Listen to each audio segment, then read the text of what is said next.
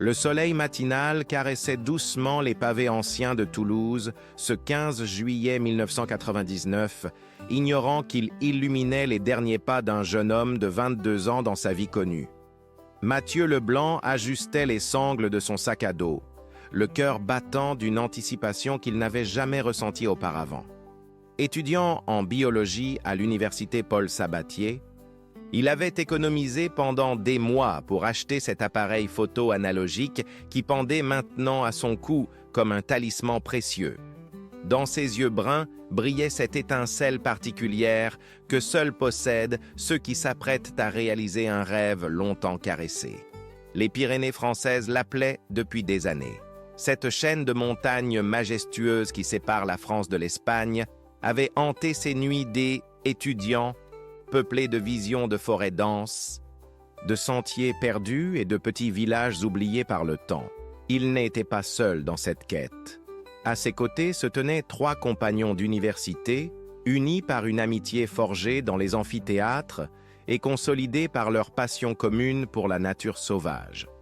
Amélie Dubois, étudiante en géographie, serrait contre elle un carnet de croquis déjà rempli de notes sur les formations géologiques qu'elle espérait découvrir. Ses cheveux châtains étaient soigneusement tressés pour le voyage et ses yeux verts pétillaient d'une curiosité scientifique qui la rendait attachante. Elle avait cette façon particulière de voir le monde, cherchant toujours l'histoire cachée derrière chaque pierre, chaque cours d'eau. Thomas Moreau, robuste étudiant en éducation physique, vérifiait une dernière fois leur matériel de randonnée. Spécialiste des longues marches et de la résistance en montagne, il était devenu naturellement le guide officieux du groupe. Sa présence rassurante et sa connaissance des techniques de survie en milieu hostile avaient convaincu les autres de se lancer dans cette aventure ambitieuse. Enfin, Sophie Martin, future guide en écotourisme, étudiait les cartes topographiques avec une attention méticuleuse. Son rêve était simple mais profond. Faire découvrir aux autres la beauté brute de la France rurale, ces territoires où le modernisme n'avait pas encore effacé l'âme authentique du pays. Elle parlait de la région d'Ariège comme d'autres parlent d'un amour secret, avec cette tendresse mêlée de respect qui caractérise les vrais amoureux de la montagne. La gare routière centrale de Toulouse bourdonnait de l'activité matinale typique d'une ville du sud de la France. Les voyageurs pressés se mêlaient aux touristes chargés de bagages, créant cette symphonie urbaine familière qui allait bientôt céder la place au silence majestueux des montagnes. Mathieu observait ce ballet humain avec l'œil du biologiste qu'il était en train de devenir, notant mentalement les comportements, les interactions, sans savoir qu'il gravait dans sa mémoire les dernières images de la civilisation qu'il connaissait. Leur destination était une région reculée d'Ariège, connue seulement des randonneurs les plus expérimentés et de quelques habitants locaux dont les familles vivaient là depuis des générations. Les guides touristiques officiels n'en parlaient qu'en termes vagues, mentionnant vaguement des « sentiers pour experts » sans donner de détails précis. Cette discrétion même avait attisé leur curiosité. Dans un monde de plus en plus connecté et cartographié, l'idée de découvrir un territoire encore préservé des foules représentait un trésor inestimable. Les préparatifs avaient duré des mois entiers. Ils s'étaient réunis chaque semaine dans la petite chambre de Mathieu, étalant sur son bureau étroit des cartes jaunies par l'âge, consultées dans les archives de l'université. Leurs professeurs les plus aventuriers avaient partagé quelques anecdotes, parlant de lacs aux eaux si pures qu'elles semblaient irréelles, de sources thermales cachées au cœur de vallées secrètes, de panoramas que seuls quelques privilégiés avaient pu contempler. L'excitation était palpable dans l'autocar qui les emmenait vers Foix. Amélie esquissait déjà des paysages imaginaires dans son carnet, Thomas vérifiait compulsivement leur équipement, et Sophie relisait pour la 10e fois leurs notes de voyage. Mathieu, lui, regardait défiler le paysage par la fenêtre, voyant la campagne toulousaine céder progressivement la place au premier contrefort montagneux. Le trajet jusqu'à Foix se déroula sans incident notable, bercé par les conversations enthousiastes du groupe et les ronronnements réguliers du moteur. Ils parlaient de leurs attentes, partageaient leurs craintes légitimes face à l'inconnu, échangeaient des conseils pratiques. L'atmosphère était celle d'une aventure entre amis, empreinte de cette confiance juvénile qui fait croire que tout est possible. À Foix, ils passèrent la nuit dans une petite auberge familiale tenue par un couple âgé qui les accueillit avec cette hospitalité chaleureuse caractéristique du sud-ouest français. Madame Bertrand, la propriétaire, leur servit un dîner copieux composé de spécialités locales, tout en leur prodiguant des conseils maternels sur les précautions à prendre en montagne. Son mari, ancien guide de haute montagne dans sa jeunesse, examina leur équipement d'un œil expert et approuva leur préparation, non sans ajouter quelques recommandations sur l'importance de respecter les horaires et de ne jamais sous-estimer les caprices météorologiques des Pyrénées. Le lendemain matin, ils se rendirent chez le loueur de véhicules local, un homme bourru mais bienveillant nommé Pierre Durand. Son garage, situé dans une ancienne grange convertie, sentait l'huile de moteur et le cuir usé. Le 4x4 qu'il leur proposa était robuste, mais pas récent, marqué par les années de service sur les routes difficiles de la région. M. Durand insista longuement sur les dangers des chemins qu'il comptait emprunter. Routes étroites taillées à flanc de montagne, absence totale de stations-service sur des dizaines de kilomètres, risque de éboulement après les orages. Ces montagnes ne pardonnent pas l'imprudence, leur dit-il en tapotant le capot du véhicule. Elles gardent leurs secrets, mais elles gardent aussi ceux qui ne les respectent pas. Ces paroles, prononcées sur le ton de la plaisanterie, contenaient pourtant une gravité que les 4 jeunes gens ne saisirent pas entièrement sur le moment. Amélie nota scrupuleusement dans son carnet les recommandations de leur hôte. Toujours faire le plein avant de partir. Emporter de l'eau en quantité suffisante. Prévoir des vêtements chauds, même en plein été, et surtout, ne jamais s'aventurer sur les sentiers de montagne après le coucher du soleil. La nuit transforme les montagnes, expliqua-t-il. Ce qui semble familier le jour devient étranger dans l'obscurité. Thomas examina minutieusement le véhicule, vérifiant la pression des pneus, testant les phares, s'assurant que le système de chauffage fonctionnait correctement. Son expérience en éducation physique lui avait appris l'importance de la préparation matérielle dans toute entreprise sportive. Il dressa mentalement la liste des équipements de secours à emporter. Trousse de premiers soins, lampe de poche supplémentaire, couverture de survie, sifflet d'urgence. Sophie, de son côté, discutait avec M. Durand des itinéraires possibles.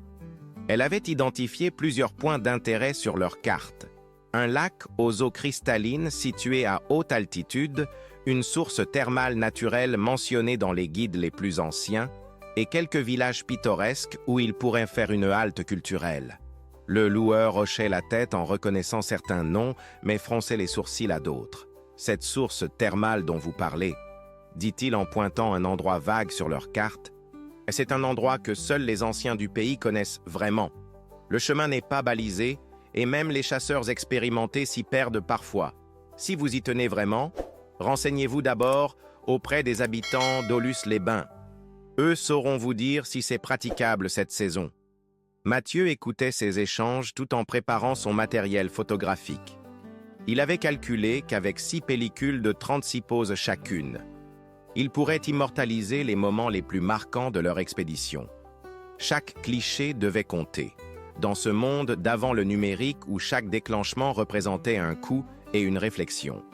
Il imaginait déjà les tirages qu'il ferait développer à leur retour, les agrandissements qu'il afficherait dans sa chambre étudiant comme autant de trophées de cette aventure.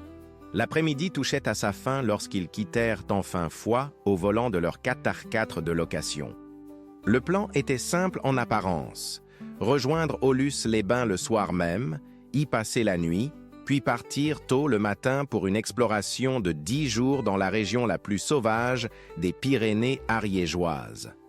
Ils avaient emporté des provisions pour 2 semaines, des tentes 4 saisons et suffisamment de carburant pour parcourir plusieurs centaines de kilomètres sur des routes difficiles. La route serpentait à travers des vallées de plus en plus étroites, bordés de forêts de conifères qui semblaient monter la garde depuis des siècles. Les villages se faisaient rares, et ceux qu'ils traversaient conservaient cette authenticité rustique qui les séduisait tant. Les maisons de pierre grise aux toits d'ardoise se fondaient harmonieusement dans le paysage, comme si elles avaient poussé naturellement du sol montagnard. À mesure qu'ils prenaient de l'altitude, l'air se rafraîchissait sensiblement. Sophie baissa sa vitre pour respirer profondément ce parfum unique de la montagne. Mélange de résine, de terre humide et de cette fraîcheur cristalline que seules les hautes altitudes peuvent offrir. « Nous y sommes presque », murmura-t-elle, et ses trois compagnons sentirent la même émotion l'envahir. Le soleil commençait à décliner derrière les sommets lorsqu'ils aperçurent enfin les premières maisons d'Aulus-les-Bains. Ce petit village thermal, niché au creux d'une vallée préservée, allait être leur dernière escale dans le monde civilisé. Aucun d'eux ne se doutait qu'il deviendrait aussi le dernier endroit où leur présence serait officiellement attestée, le dernier point de repère dans une histoire qui allait basculer vers l'inexplicable. Le matin du 17 juillet se leva dans une brume légère qui donnait au village d'Aulus-les-Bains des allures de carte postale romantique. Mathieu fut le premier éveillé, attiré par cette lumière dorée particulière au matin de montagne. Depuis la fenêtre de leur chambre d'hôtel, il contemplait les toits d'ardoise qui émergeaient doucement de la brume matinale, créant un paysage d'une beauté saisissante. Il réveilla délicatement ses compagnons, désireux de partager avec eux ce spectacle éphémère. Amélie S. étira en souriant, ses cheveux encore emmêlés de sommeil. « J'ai rêvé de cristaux de roche toute la nuit », dit-elle en riant. « Je crois que cette montagne commence déjà à m'ensorceler. » Thomas, toujours pratique, était déjà en train de vérifier leur sac et de consulter la météo sur le petit poste radio de l'hôtel. Les prévisions étaient favorables, ciel dégagé, température douce, pas de risque d'orage avant plusieurs jours. Sophie étudiait leurs cartes une dernière fois, traçant du doigt l'itinéraire théorique qu'ils comptaient suivre. D'abord le lac, puis si nous avons le temps et que nous trouvons le chemin, cette fameuse source thermale, murmurait-elle. La perspective de découvrir un endroit que peu d'yeux avaient à contempler l'emplissait d'une excitation presque enfantine. Ils prirent leur petit déjeuner dans la salle commune de l'hôtel, partageant leur table avec quelques autres randonneurs matinaux. L'atmosphère était détendue, empreinte de cette convivialité particulière qui unit temporairement les amoureux de la montagne. Un couple âgé leur souhaita bonne route en français teinté d'accent pyrénéen. Une famille allemande leur montra fièrement les photos de leur ascension de la veille. Vers 9 heures, ils se dirigèrent vers le petit commerce du village, tenu par Monsieur Castex, un homme dans la soixantaine dont la famille vivait dans la région depuis plusieurs générations. Sa boutique, qui faisait aussi office de bureau de tabac et de point d'information touristique officieux, était un concentré de âme locale. Les murs étaient couverts de photographies anciennes du village, de cartes postales jaunies et de quelques cartes artisanales dessinées à la main par des guides locaux. Monsieur Castex les accueillit avec cette cordialité méfiante typique des montagnards envers les étrangers. Il les observa un moment, jaugeant leur équipement, évaluant leur expérience d'un œil expert. « Vous venez de loin ?» demanda-t-il en remplaçant soigneusement des bouteilles d'eau minérale sur les étagères. Mathieu expliqua qu'ils étaient étudiants à Toulouse, passionnés de nature sauvage et qu'ils cherchaient à explorer les coins les moins fréquentés de la région. Le visage du commerçant s'adoucit légèrement. « Ah, des étudiants. C'est bien, ça. Les jeunes d'aujourd'hui ne s'intéressent plus assez à nos montagnes. Il leur vendit de l'eau minérale, quelques provisions d'appoint, et surtout une carte artisanale de la région qu'il gardait précieusement derrière son comptoir. Celle-ci, elle n'est pas dans les guides touristiques, expliqua-t-il avec une pointe de fierté. C'est mon beau-frère qui l'a dessinée. Il connaît ces montagnes comme sa poche. Sophie examina attentivement cette carte unique, y découvrant des sentiers non répertoriés, des points d'eau oubliés, des refuges abandonnés. Et cette source thermale, demanda-t-elle, en montrant un point marqué d'une étoile discrète. Monsieur Castex se gratta pensivement la barbe. Ah, ça! C'est un endroit spécial. Pas facile à trouver, même pour nous autres. Il faut suivre la route de terre sur une quarantaine de kilomètres jusqu'à avoir un vieux châtaignier sec à une bifurcation. C'est là que commence le vrai sentier. Il traça du doigt sur la carte le chemin approximatif, s'arrêtant parfois pour réfléchir. À partir du châtaignier, vous suivez le sentier étroit. Il y a quelques ponts de fortune à traverser, des clairières cachées. Mais attention, ajouta-t-il en levant l'index, il faut absolument rentrer avant la nuit. Ces montagnes, la nuit, celles jouant des tours même aux meilleurs connaisseurs. Thomas posa quelques questions techniques sur les difficultés du parcours, état des sentiers, les risques potentiels. Monsieur Castex répondit avec la précision de celui qui a grandi dans ces montagnes. Le plus délicat, c'est de ne pas se tromper de direction aux embranchements. Certains sentiers mènent vers des impasses rocheuses, d'autres vers des ravins. Et puis, il y a parfois, des gens qui n'aiment pas être dérangés dans ces coins reculés. Cette dernière remarque intrigua Amélie. Vous voulez dire des ermites? Des gens qui vivent isolés? Le commerçant haussa les épaules d'un air évasif. Disons que certains préfèrent la solitude. Ils n'ont rien contre les randonneurs respectueux, mais ils n'apprécient pas qu'on s'attarde trop près de chez eux. Il ne développa pas davantage, se contentant de leur souhaiter bon voyage et de leur rappeler une dernière fois l'importance de revenir avant le coucher du soleil. Le 4 quitta Aulus-les-Bains vers 10h30, emportant les 4 amis vers leur aventure tant attendue. La route goudronnée céda rapidement place à un chemin de terre qui serpentait à travers des forêts de plus en plus denses. Mathieu conduisait prudemment, négociant les virages serrés et les passages rocheux avec la concentration d'un pilote de rallye amateur. L'atmosphère dans le véhicule était joyeuse, ponctuée de plaisanteries et d'observations sur les paysages qui défilaient. Amélie prenait déjà des notes dans son carnet, décrivant les formations géologiques visibles, les types de végétation rencontrés. Sophie commentait les indications de la carte artisanale. Thomas surveillait leur consommation de carburant et s'assurait qu'ils gardèrent le bon cap. Après une heure de route difficile, ils atteignirent une zone plus ouverte où la forêt laissait place à des pâturages abandonnés. C'est là qu'ils aperçurent les ruines dont Mathieu avait parlé dans son journal. Une ancienne cabane de berger en pierre, envahie par la mousse et partiellement effondrée. L'endroit dégageait une mélancolie poétique qui les incita à faire une halte pour explorer les vestiges. La cabane était plus grande qu'elle n'y paraissait de la route. Construite entièrement en pierre sèche selon les techniques traditionnelles, elle témoignait du savoir-faire ancestral des bergers pyrénéens. À l'intérieur, quelques objets rouillés témoignaient encore de sa dernière utilisation. Un vieux seau en fer, des crochets fixés dans les murs de pierre, les restes d'une cheminée rustique. Thomas examina attentivement la structure, admirant la solidité de la construction malgré les décennies d'abandon. « Regardez comme ces pierres sont parfaitement ajustées », observa-t-il. « Pas besoin de mortier, c'est du grand art. » Amélie photographiait les détails architecturaux avec l'appareil de Mathieu, fascinée par cette survivance d'un mode de vie disparu. C'est Sophie qui entendit la première ces bruits étranges, des craquements réguliers, comme des pas sur les feuilles mortes qui jonchèrent le sol autour de la ruine. Elle leva la tête, tendit l'oreille, fit signe aux autres de se taire. Ils restèrent immobiles quelques instants, scrutant les alentours. Les bruits cessèrent aussi soudainement qu'ils avaient commencé. « Probablement un chevreuil », suggéra Thomas avec un sourire rassurant. « Et où un sanglier qui nous observait ?» Mathieu hocha la tête, mais gardait une expression légèrement soucieuse.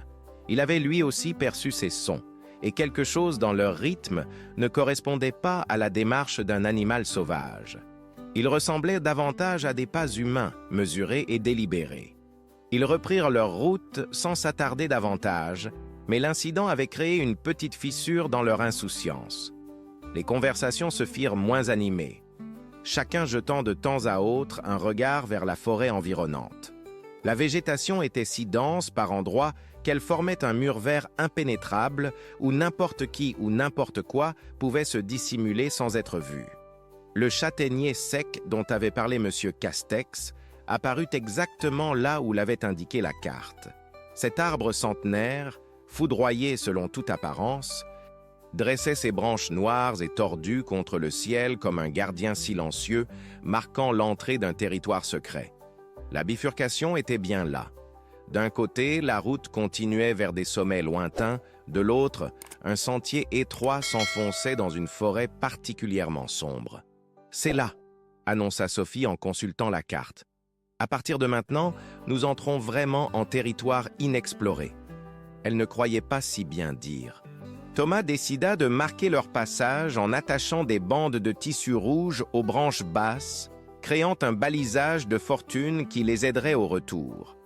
Cette précaution, qui leur semblait évidente sur le moment, prendrait plus tard une signification tragique.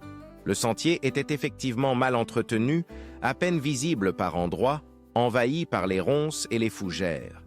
Mathieu dut parfois descendre du véhicule pour déplacer des branches tombées ou s'assurer que le passage était praticable. La progression était lente, mais l'excitation de la découverte compensait largement ces difficultés techniques. Au bout d'une heure de marche difficile, ils atteignirent le premier pont dont avait parlé le commerçant. Il s'agissait d'une construction artisanale faite de troncs d'arbres et de planches qui enjambait un torrent aux eaux cristallines. La structure semblait solide, mais son aspect rustique impressionnait. Thomas testa prudemment sa résistance avant de faire signe aux autres de le suivre. « Qui a bien pu construire ça ?» se demandait Amélie en examinant les assemblages. « Et pourquoi faire un pont si élaboré dans un endroit si isolé ?» Ces questions resteraient sans réponse, mais elles plantaient déjà les graines d'un mystère plus profond. Quelqu'un vivait-il réellement dans cette région désolée? Y avait-il une raison particulière de faciliter l'accès à la source thermale? La forêt qui s'étendait au-delà du pont était différente de tout ce qu'ils avaient traversé jusque-là. Les arbres y étaient plus hauts, plus anciens. Leurs troncs couverts d'une mousse épaisse qui étouffait les sons. Une pénombre permanente régnait sous cette voûte végétale, créant une atmosphère à la fois majestueuse et légèrement oppressante. C'est dans cette cathédrale verte qu'ils établirent leur campement pour la nuit, dans une clairière naturelle qui semblait avoir été spécialement conçue pour accueillir des voyageurs. Un cercle de pierres noircies témoignait du passage d'autres campeurs, probablement des chasseurs ou des guides locaux. L'endroit était idéalement situé, à proximité d'un point d'eau claire, protégé du vent par les arbres environnants, offrant une vue dégagée sur une portion du sentier. Mathieu immortalisa ce moment en photographiant ses compagnons autour du feu de camp qu'ils avaient allumé. L'appareil indiqua 17h42 quand il déclencha. Cette image, retrouvée plus tard sur la pellicule développée, montrait Thomas et Sophie souriants, détendus, profitant pleinement de leur aventure. Ni Amélie ni Mathieu n'apparaissaient sur cette dernière photographie pour des raisons que personne ne put jamais expliquer. La soirée se déroula dans une ambiance détendue, autour du feu qui crépitait joyeusement. Ils partagèrent un repas simple mais savoureux, racontèrent des anecdotes d'université, planifièrent le lendemain avec enthousiasme. Sophie étudiait la carte à la lueur des flammes, essayant d'estimer la distance qui les séparait encore de la fameuse source thermale. « Selon mes calculs, nous devrions y être vers midi demain », annonça-t-elle. « Si la météo reste favorable et que nous ne nous perdons pas… » Thomas alimentait régulièrement le feu, maintenant une température agréable dans leur petit cercle de lumière. Au-delà de cette bulle rassurante, la forêt nocturne bruissait de 1000 sons mystérieux. Amélie avait sorti son carnet et prenait des notes à la lueur de sa lampe frontale. « Il faut que je me souvienne de tout ça », murmurait-elle. « L'odeur de la mousse humide, le chant de l'eau sur les pierres, cette sensation d'être vraiment coupée du monde. » Elle ne se doutait pas qu'elle venait de résumer parfaitement leur situation, dans un sens qu'elle n'imaginait pas encore. Mathieu, de son côté, préparait déjà mentalement les clichés du lendemain. Il avait repéré plusieurs angles intéressants autour de leur campement, des jeux d'ombre et de lumière qui promettraient de belles compositions. J'espère que cette source thermale est aussi spectaculaire qu'on nous l'a décrite, dit-il en rangeant précieusement son appareil photo dans son étui protecteur. Ils s'endormirent vers 23 heures, bercés par les bruits familiers de la forêt nocturne. Leurs dernières paroles furent des plaisanteries sur les légendes locales, des projets pour les jours suivants, des expressions de satisfaction pour cette première journée réussie. Aucun d'eux ne remarqua les silhouettes qui les observaient, depuis la lisière de la clairière, immobiles dans l'obscurité comme des gardiens invisibles, veillant sur un territoire interdit. L'aube du 18 juillet se leva dans un silence inhabituel. Amélie fut la première à remarquer cette absence troublante. Plus de chants d'oiseaux, plus de bruissements dans les feuillages, comme si la forêt elle-même retenait son souffle. Elle émergea de sa tente avec cette sensation étrange que quelque chose avait changé pendant leur sommeil, sans pouvoir identifier précisément quoi.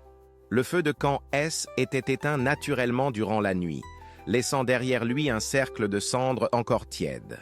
Thomas, toujours méticuleux, remarqua que leur bois soigneusement empilé la veille avait été dispersé. « C'est bizarre », marmonna-t-il en rassemblant les bûches. J était sûr de les avoir rangés autrement. Mathieu haussa les épaules. Probablement des animaux nocturnes. Les renards sont très curieux. Sophie vérifiait leur équipement quand elle découvrit que leur carte artisanale avait disparu de l'endroit où elle l'avait soigneusement rangée la veille. Après une fouille minutieuse de tout leur sac, ils durent en se rendre à elle évidence. La précieuse carte dessinée par le beau-frère de M. Castex S était volatilisée. Elle a peut-être glissé pendant que nous dormions, suggéra Amélie, mais sa voix manquait de conviction. Heureusement, Sophie avait pris la précaution de recopier les indications principales dans son carnet personnel. Ils pourraient continuer leur progression vers la source thermale, même si cette perte les privait de nombreux détails que seule la carte artisanale contenait. « Ah, nous avons assez d'expérience pour nous débrouiller », affirma Thomas avec un optimisme qu'il ne ressentait pas totalement. Ils levèrent le camp vers 8 heures, laissant derrière eux un lieu qui leur avait semblé accueillant, mais qui conservait désormais une aura étrange. Le sentier continuait à serpenter à travers la forêt dense, mais sa direction devenait de plus en plus difficile à suivre. Par endroits, il semblait se diviser en plusieurs branches, obligeant le groupe à des choix délicats sans carte détaillée pour les guider. Mathieu tentait de maintenir le moral de l'équipe en photographiant les paysages spectaculaires qu'ils traversaient. Une cascade cachée, jaillissant d'une paroi rocheuse, un bosquet de bouleaux argentés contrastant avec les sombres conifères, des formations géologiques que n'auraient pas renié les plus beaux parcs nationaux. Au moins, nous vivons une aventure authentique, disait-il à chaque difficulté rencontrée. Vers 10 heures, ils atteignirent un point de vue naturel, dominant une vallée profonde et étroite. Le panorama était à couper le souffle. Des kilomètres de forêt vierge s'étendaient à perte de vue, ponctués de pics rocheux et de cascades lointaines. « Regardez là-bas !» s'exclama Sophie en pointant vers le fond de la vallée. « On dirait qu'il y a quelque chose qui brille. » Effectivement, une surface miroitante était visible au cœur de la végétation. Probablement un plan d'eau de taille importante. « Ce doit être notre source thermale !» déclara Amélie avec excitation. La descente vers la vallée s'annonçait périlleuse, mais la perspective de découvrir ce lieu mythique décuplait leur détermination. Le sentier qui menait vers le fond de la vallée était particulièrement escarpé et mal entretenu. Thomas prenait la tête du groupe, testant chaque passage difficile avant de faire signe aux autres de le suivre. Les racines affleurantes et les pierres instables transformaient chaque pas en défi technique. Mathieu fermait la marche, s'assurant qu'aucun de ses compagnons ne décrochait. À mi-parcours de la descente, ils croisèrent les vestiges d'une ancienne construction. Quelques murs de pierre effondrés, envahis par la végétation, qui avaient peut-être abrité autrefois un refuge de bergers ou un poste de chasse. Amélie s'arrêta pour examiner ces ruines, intriguée par leur architecture différente de celle qu'ils avaient observée la veille. « Ces pierres ont été taillées différemment », observa-t-elle en caressant les blocs de granit. « Le travail est plus fin, plus récent aussi ?» Sophie consulta ses notes. « Aucune mention de construction n'apparaissait sur leurs repères, ce qui rendait cette découverte d'autant plus mystérieuse. Peut-être un ancien poste de surveillance, suggéra Thomas. Ces montagnes ont connu pas mal de contrebandiers autrefois. C'est en poursuivant leur descente qu'ils remarquèrent les premières traces troublantes. Des empreintes de pas dans la terre humide, trop nettes pour être anciennes, trop larges pour appartenir à des animaux sauvages. Les traces suivaient le même sentier qu'eux, dans la même direction, comme si quelqu'un les avait précédés de peu. Mathieu s'agenouilla pour examiner de plus près ces empreintes. « Ces chaussures de randonnée sont récentes, » murmura-t-il. « Regardez, on voit encore les dessins de la semelle. » Un frisson parcourut le groupe. Il n'était donc pas seul dans cette région supposée déserte. Quelqu'un d'autre connaissait l'existence de la source thermale et s'y rendait peut-être au même moment qu'eux. Et ce sont peut-être des guides locaux qui viennent vérifier l'état des sentiers, proposa Sophie d'une voix qui se voulait rassurante. Mais ses compagnons remarquèrent qu'elle avait instinctivement resserré les sangles de son sac à dos et vérifiait plus fréquemment leurs arrières. La progression devenait de plus en plus difficile à mesure qu'ils approchaient du fond de la vallée. La végétation se faisait plus dense, plus hostile aussi. Les ronces semblaient se refermer délibérément sur le sentier, obligeant à des détours constants. L'humidité augmentait sensiblement, créant une atmosphère étouffante malgré l'altitude. Vers midi, ils atteignirent enfin les abords du plan d'eau qu'ils avaient aperçu depuis le Miradouro. Ce n'était pas exactement la source thermale décrite par M. Castex, mais plutôt un petit lac naturel aux eaux d'un vert profond, alimenté par plusieurs cascades tumultueuses. L'endroit était d'une beauté saisissante, mais dégageait aussi une mélancolie étrange, comme s'il portait le poids de secrets anciens. « L'eau n'est pas chaude », constata Thomas en trempant sa main. « Nous ne sommes pas au bon endroit. » Il consulta sa boussole, essaya de faire le point avec les repères naturels visibles.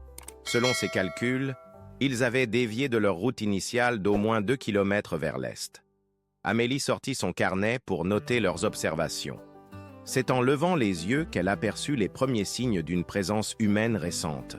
Des pierres disposées en cercle parfait sur la berge opposée, des branches cassées méthodiquement, comme pour former un signal ou une marque de territoire. « Quelqu'un a campé ici récemment », annonça-t-elle en montrant ses indices aux autres.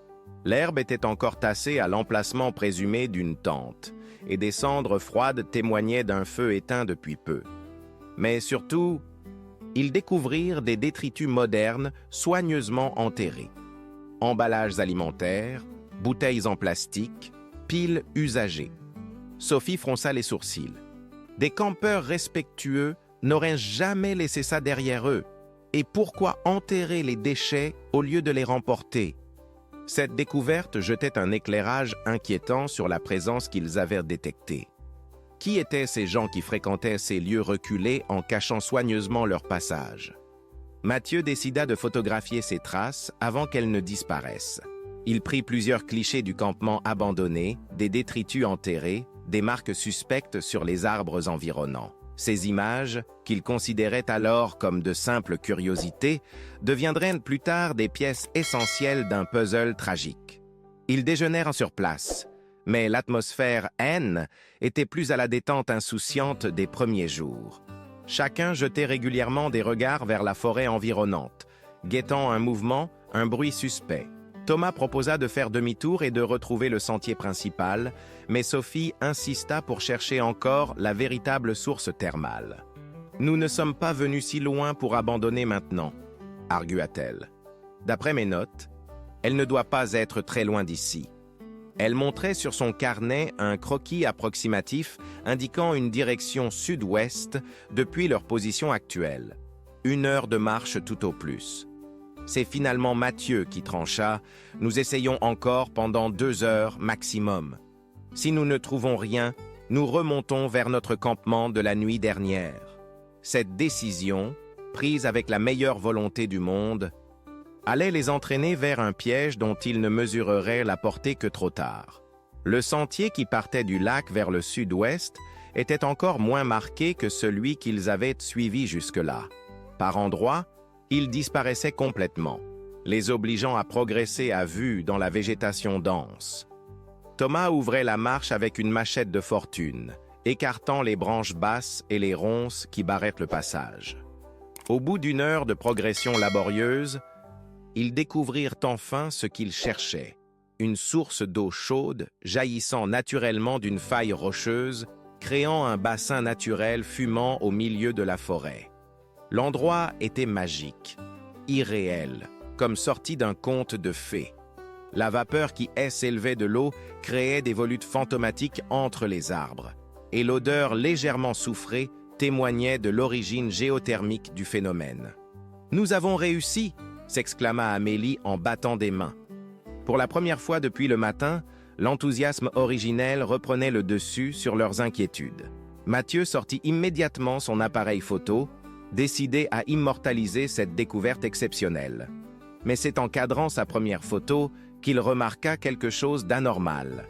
Au-delà du bassin thermal, partiellement dissimulé par la végétation, se dressait une construction de bois et de tôle ondulée. Ce n'était pas une ruine ancienne comme celle qu'ils avaient croisée, mais une cabane en parfait état d'entretien, avec de la fumée qui s'échappait paresseusement de sa cheminée. « Il y a quelqu'un » murmura-t-il en montrant la cabane à ses compagnons. Le silence qui suivit cette découverte était lourd de questions et d'appréhension. Qui pouvait bien vivre dans un endroit si isolé? Et surtout, comment réagirait cette personne à leur présence non annoncée sur ce qui était manifestement son territoire privé? Sophie fut la première à retrouver ses esprits. « Nous devons nous présenter », dit-elle avec une détermination qui masquait mal sa nervosité. « C'est la politesse la plus élémentaire, et puis, cette personne pourra peut-être nous renseigner sur la région. » Ils s'approchèrent lentement de la cabane, appelant à voix haute pour signaler leur présence. « Bonjour, il y a quelqu'un » criait Thomas, d'une voix qu'il voulait rassurante. Aucune réponse ne venait, malgré la fumée qui continuait à s'échapper du toit. La cabane était plus grande qu'elle n'y paraissait de loin, construite avec un soin évident par quelqu'un qui connaissait parfaitement les techniques de construction en montagne. Des cordes à linge tendues entre les arbres portaient des vêtements de travail, des outils agricoles étaient soigneusement rangés sous un auvent, un potager rudimentaire témoignait d'une vie autarcique organisée. « Bonjour » répéta Amélie en frappant délicatement à la porte de bois brut. Cette fois, ils entendirent distinctement du mouvement à l'intérieur, des pas lourds qui se dirigeaient vers l'entrée. La porte s'ouvrit lentement, révélant un homme d'une soixantaine d'années, barbu, vêtu de vêtements de chasse usés mais propres. L'homme les observa longuement sans rien dire, ses yeux gris passant de l'un à l'autre avec une attention soutenue. Son visage buriné par les intempéries ne trahissait aucune émotion particulière, ni surprise, ni hostilité, ni même curiosité. Il semblait simplement les jauger, comme s'il évaluait leur degré de dangerosité ou leurs intentions véritables. « Nous sommes désolés de vous déranger » commença Sophie avec son sourire le plus engageant. « Nous sommes des étudiants en randonnée, et nous cherchions cette source thermale. Nous ne savions pas que quelqu'un vivait ici. » L'homme hocha lentement la tête, sans pour autant les inviter à entrer ou même à s'approcher davantage. « Des étudiants » répéta-t-il d'une voix rauque, comme s'il goûtait ses mots. « De Toulouse, je suppose ?» Cette question surprit Mathieu. Comment cet ermite pouvait-il deviner leur origine? « Comment le savez-vous » demanda-t-il avec une curiosité mêlée d'inquiétude. L'homme eut un sourire énigmatique. « Les jeunes qui viennent jusqu'ici viennent toujours de Toulouse. C'est la grande ville la plus proche qui est une université. » Cette explication semblait logique, mais quelque chose dans le ton de l'homme suggérait qu'il en savait plus qu'il ne le disait. « Nous pouvons profiter de la source ?» demanda Thomas avec un optimisme forcé. « Nous ne resterons pas longtemps, juste le temps de nous reposer un peu. » L'homme les observa encore quelques secondes avant de hocher la tête. « Vous pouvez, mais vous devez repartir avant la nuit. Ces montagnes ne pardonnent pas aux imprudents. » Il rentra dans sa cabane sans ajouter un mot, laissant les quatre amis seuls avec leurs questions. « Il n'a pas l'air méchant » chuchota Amélie. « Juste, Bizarre. Mathieu N. n'était pas aussi rassuré. Quelque chose dans l'attitude de cet homme lui paraissait calculé, comme s'il jouait un rôle plutôt que d'exprimer ses sentiments véritables. Ils profitèrent néanmoins de la source thermale, appréciant la chaleur bienfaisante de l'eau minérale après leurs efforts de la journée. L'expérience était exactement ce qu'ils avaient espéré. Un moment de détente absolue dans un cadre naturel exceptionnel. Mathieu prit plusieurs photographies de ses compagnons dans ce décor idyllique, sans remarquer la silhouette qui les observait depuis la fenêtre de la cabane. Vers 16 heures, estimant qu'ils avaient suffisamment profité de l'hospitalité tacite de leur hôte, ils se préparèrent à reprendre le chemin du retour. C'est à ce moment que l'homme sortit de nouveau de sa cabane, portant cette fois un sac à dos et des vêtements de marche. « Je descends aussi vers la vallée », annonça-t-il sans préambule. « Je peux vous montrer un raccourci. » Cette proposition, en apparence généreuse, créa un malaise immédiat dans le groupe. Pourquoi cet ermite quittait-il subitement sa retraite pour les accompagner? Et surtout, quelle coïncidence étrange que son départ corresponde exactement au leur. Sophie, toujours diplomate, accepta poliment cette offre d'aide. « C'est très gentil à vous. Nous ne connaissons pas très bien la région. » L'homme hocha la tête et prit immédiatement la tête du groupe, les entraînant dans une direction légèrement différente de celle par laquelle ils étaient arrivés. Un raccourci promis s'avéra être un sentier encore plus difficile que le précédent, serpentant à travers des zones marécageuses et des passages rocheux particulièrement délicats. Leur guide avançait d'un pas sûr, mais à un rythme soutenu qui ne laissait guère le temps aux conversations ou aux questions. Thomas commençait à regretter d'avoir accepté cette compagnie imposée. « Vous vivez depuis longtemps dans ces montagnes ?» demanda-t-il pour rompre le silence pesant. L'homme se contenta d'un grognement évasif. « Assez longtemps pour les connaître par cœur. » Au bout d'une heure de marche difficile, ils atteignirent une clairière que personne ne reconnut. « Nous ne sommes pas passés par ici ce matin » observa Amélie avec une pointe d'inquiétude. Leur guide s'arrêta et se retourna vers eux. « C'est le raccourci, » dit-il simplement. Ah, nous évitions les passages difficiles. Mais Mathieu consultait sa boussole avec une growing préoccupation. Selon ses calculs, il se dirigeait vers le nord-est, au lieu du nord-ouest nécessaire pour rejoindre leur campement. « Excusez-moi, » dit-il poliment, « mais je crois que nous ne prenons pas la bonne direction. » L'homme s'arrêta brusquement et se retourna.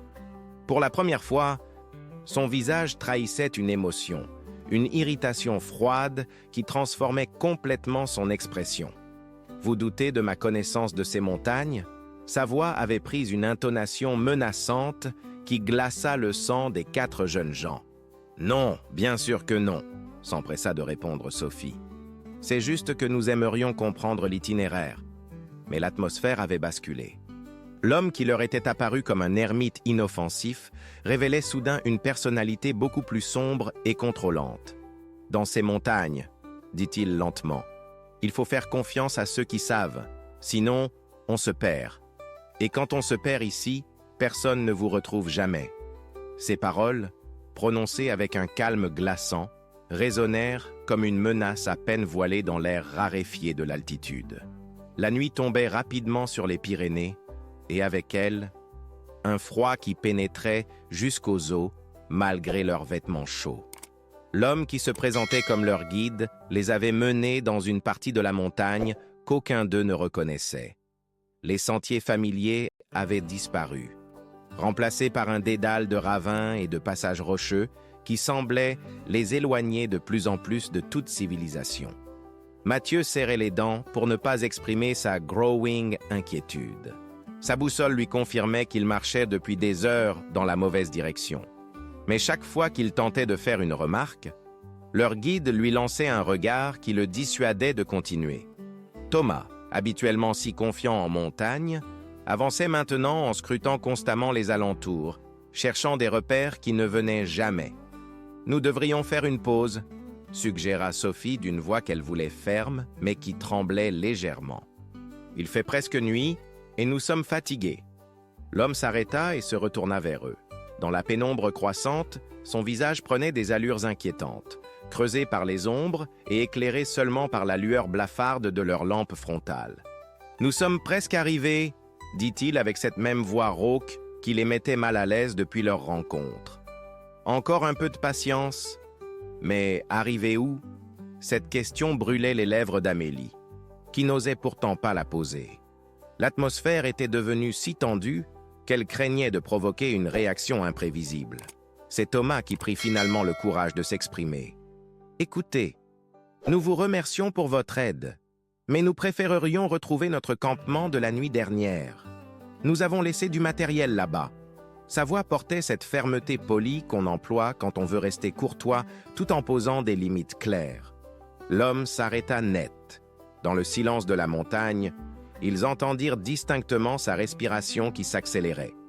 Quand il se retourna vers eux, son expression avait complètement changé.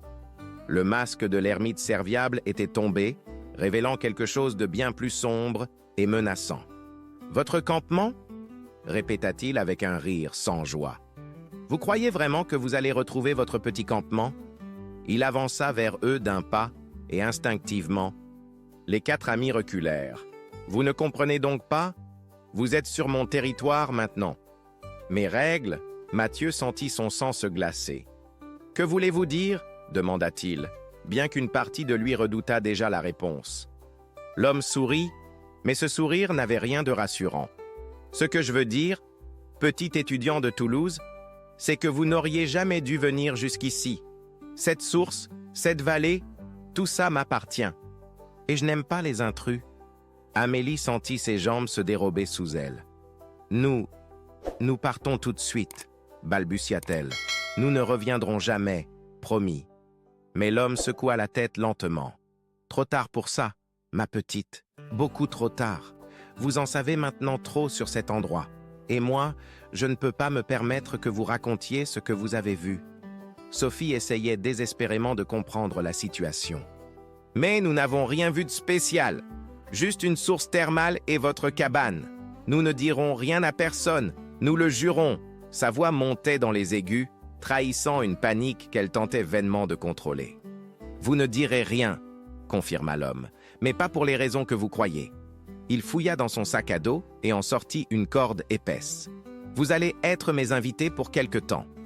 Le temps que je décide quoi faire de vous. » Thomas recula instinctivement, entraînant ses amis avec lui.